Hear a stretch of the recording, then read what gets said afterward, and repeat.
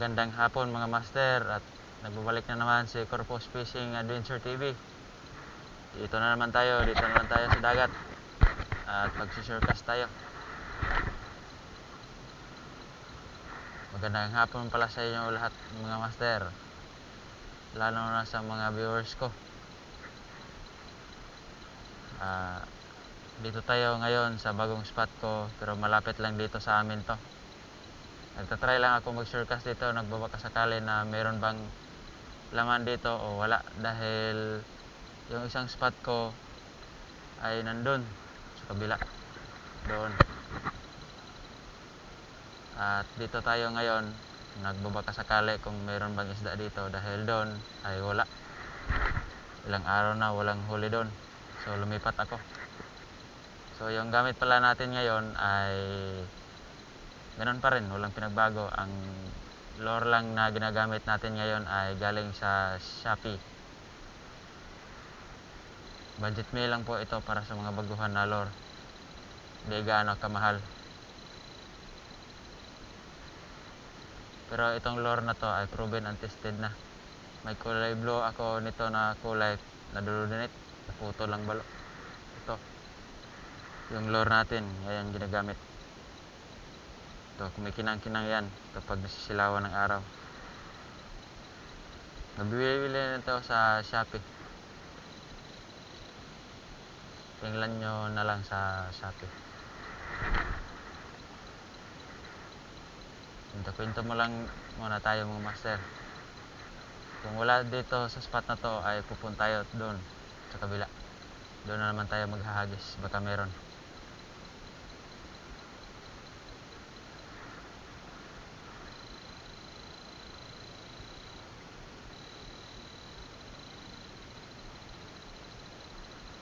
Dito parang walang kumakagat, dahil nakailang hagis na ako dito, wala pa rin.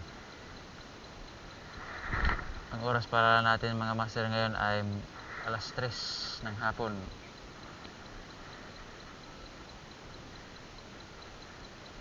Kung wala dito, punta tayo doon sa kabila.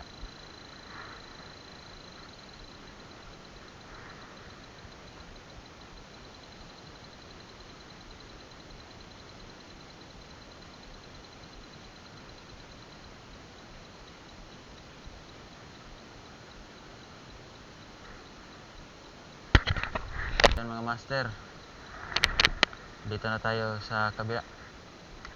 Lumipat tayo, ayun, may talunan doon. Ano kaya yun? Sana balo.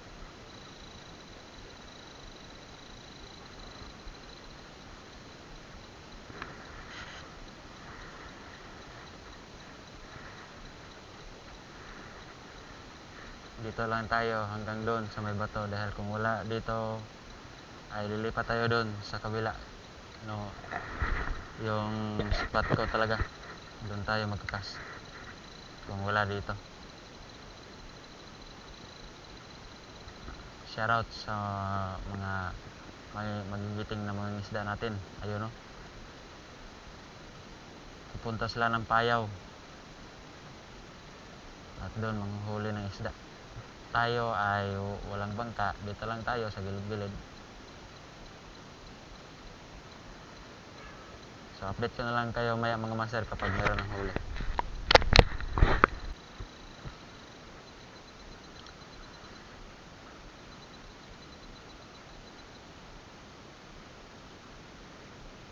So ayan mga master, anong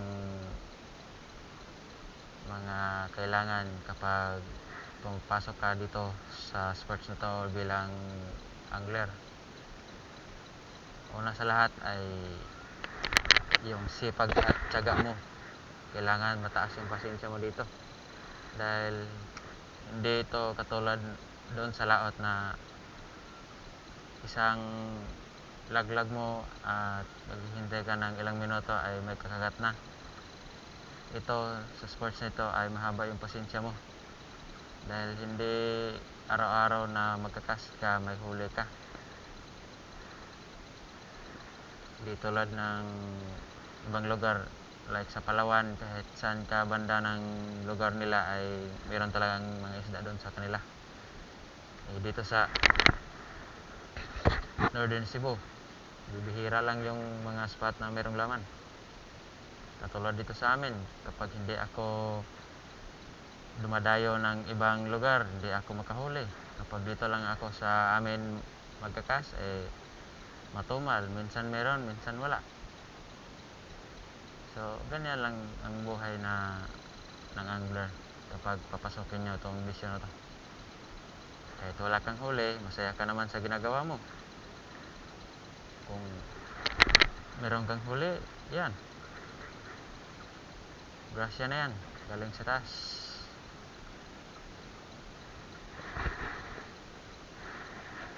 Huwag kayong maniniwala sa sabi-sabi ng iba na lagi lang dito sa dagat. Meron naman palengke, bibili ng isda, hindi pa mainit. Wala pang pagod. Hindi nila alam kung paano ito nakatatanggal ng stress. Sa strike mga master, isda na tayo sa wakas. Ayun, chicard, good size na chicard mga master. Ayun, salamat Lord. Yan, di yan makabitaw dahil napuruhan yan. Kunin muna natin yung tuhugan natin.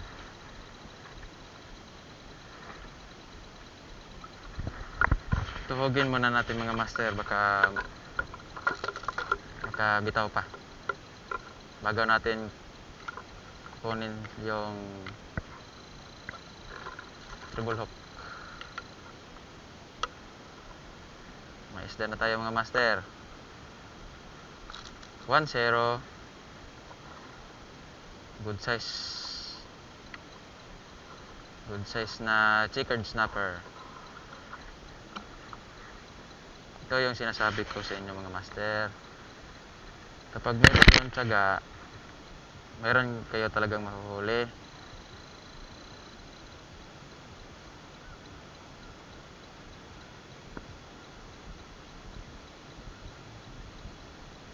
Tuhugin muna natin.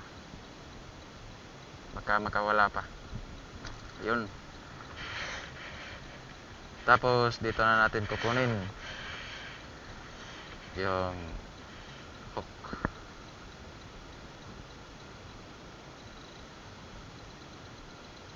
Dahil makawala, sayang naman. Okay.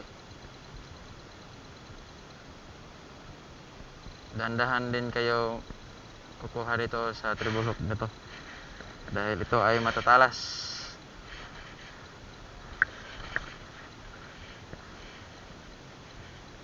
Buti na lang mayroon tayong napakagat.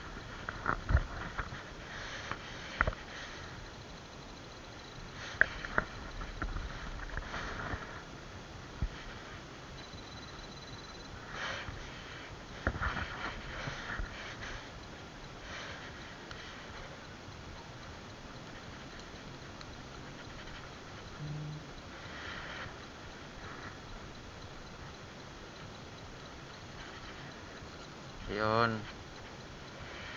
1-0.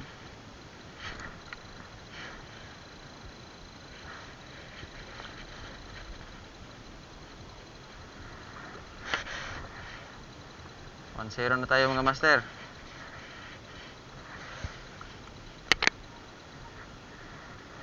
First fish sa araw na to. Sa wakas, tanggal na yung buki ako. Sunod-sunod. Meron na tayong huli. First fish natin mga master. So tuloy-tuloy lang tayo maghahagis. Meron pa.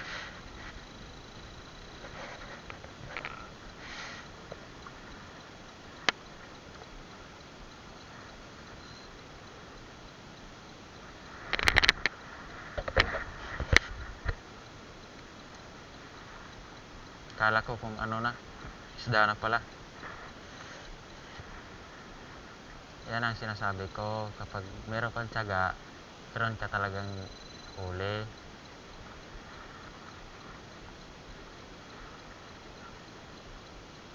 Kailang hagis na ako dito. Hindi ko Hindi ko na-expect na makahuli ako dito.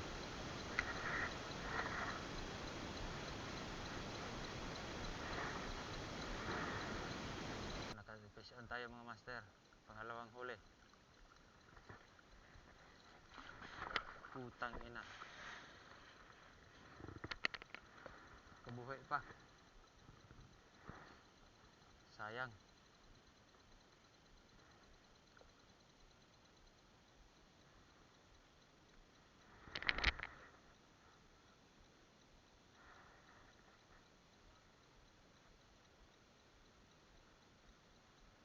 Sayang yung master.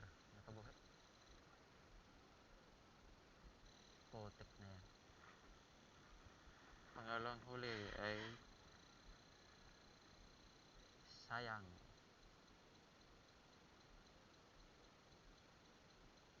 Maliit lang yung sinasabitan.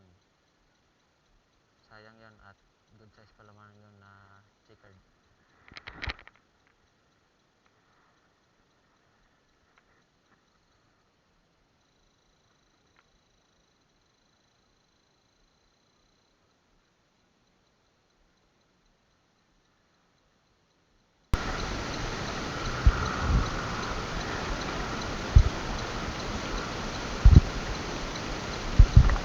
Sayang di aabutan ng lure ko.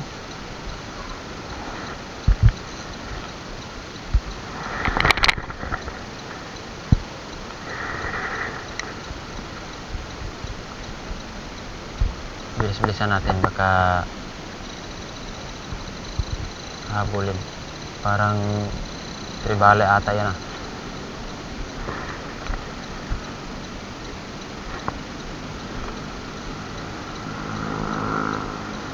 Sayang di maabutan ng lure ko.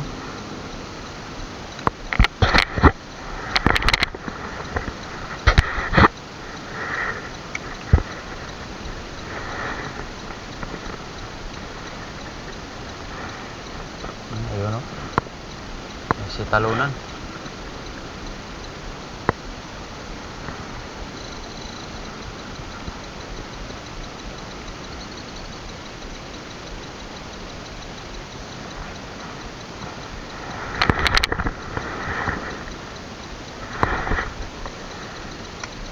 Hagis ko na to.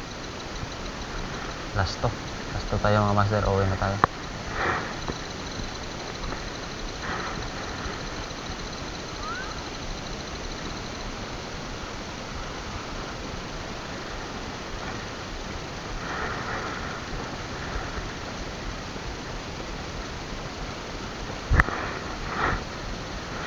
Mag-igat tayo ng mga taan dito sa likod ko mga master. Naghahanap ng pagkain.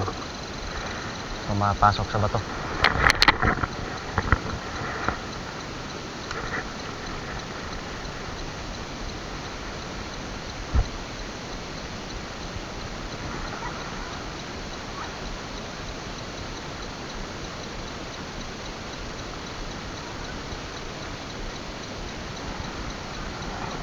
So ayan mga master, uuwi na ako dahil wala nang dumadawi. Salamat sa panonood niyo. At ito yung lang yung huli ko ay isa lang. Nag-iisang tigos na. So hanggang sa muling video mga master.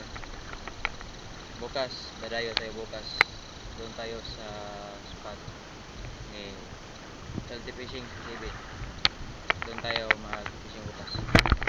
At sa mga sumusuporta sa video ko at sa YouTube channel ko, huwag kayo magsawa na manonood sa mga videos ko kahit wala akong huli. At huwag nyo kalimutan mag-follow and like sa page ko at